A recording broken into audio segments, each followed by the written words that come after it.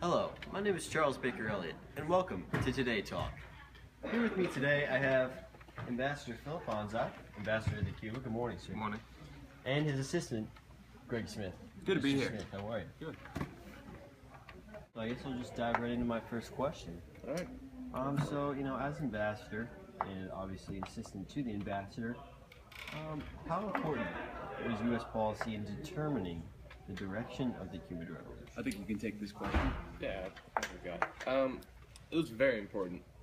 The U.S. and Cuba are geographically very close, and when there was a fight for communism, we just don't like communism. You see, when communism it's a threat to us as we take it, and we just wanted to stop it.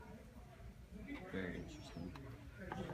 My second question I have for you is, as the U.S. ambassador to Cuba in '59 and also in 1960, do you think the Cubans were able to run their own government at the time, or did you think that they needed assistance from you as well? You see, a dictatorship does not work all that well, as we've seen in the past with many former dictators. And during the revolution, they tried to uprise and overthrow a dictator, but unfortunately they replaced him with another dictator who in control now, Fidel Castro. Smith, obviously the U.S.-Cuban relationship is a complex one, as well as a difficult one to comprehend. Now, in your opinion, what is significant about the U.S.-Cuban relationship, and where is it at today? You know, it's funny that you should ask. Since 1962, the United States still has a full-fledged embargo imposed on Cuba, and much tension has resulted from this. So the U.S. and Cuba do not really have formal diplomatic relations, like, for example, the U.S. would have with a country like Great Britain.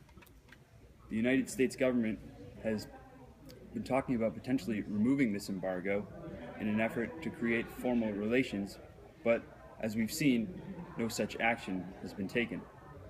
Right.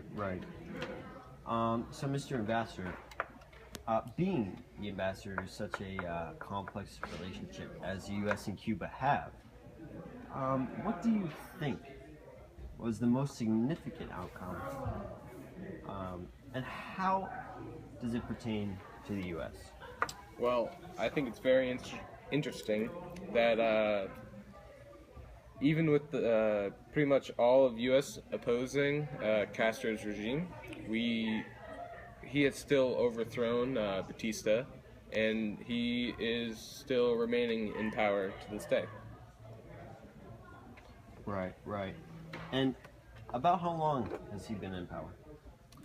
He's been in power since 1961. Wow. And that's pretty interesting because, like, we did all we could to stop him, but he still gained power and remained in power for so long. Okay. A difficult question for you gentlemen. You stated that you tried so hard to defeat Castro. By not defeating this regime, how do you think that plays out in the U.S., in society, as well as in Cuba? Nick, you want to take this one? Well, we, as the U.S., strongly oppose of communism, and we try all efforts to, stop the spread of communism, even if it isn't in the United States per se. And we just want to put an end to it because it's in Cuba, and we don't want it to spread. So. All right. So, Mr. Bonzai, knowing that, how did you approach, the situation in the nation of Cuba, knowing that there was really no good way that it could end for you? Well, I approached this in a very cautious manner. I acted this way because I didn't want to upset anyone. There's a lot of people who I just couldn't make happy no matter what I did, and I thought I was put into a very tough situation during this time. That does seem like a pretty dead-end road, Mr. Ambassador. So for either of you gentlemen, knowing that situation, knowing that there was really no good way out for you, why do you think the embassy closed after you were in office? I think Well, yeah, I can take this question. President Dwight D. Eisenhower decided to close the embassy in Havana in order to take a larger role in the opposing of Castro's government.